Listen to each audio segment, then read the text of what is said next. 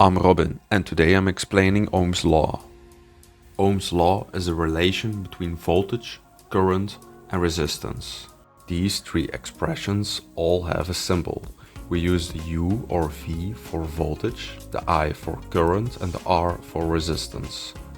To get a better idea of how they relate to each other, I'll try to compare them to a waterfall. The height represents the amount of falls. This means the higher the waterfall, the higher the voltage. The flow, or the amount of water that falls down, can be compared to the current. If the water only comes through at a slow rate, then you will have a low current. And finally, the width of the waterfall represents the resistance. The wider she gets, the easier the water will flow, thus a smaller resistance. To calculate these units, Ohm invented a formula. Resistance equals voltage divided by current. You can reform the formula in different ways to calculate either of them. Let's say you have a battery and a lamp. The battery has 12 volts and the lamp a resistance of 5 ohms.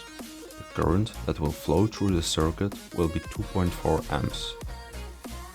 If you have never used the formula and don't want to confuse the terms, you can make use of this triangle.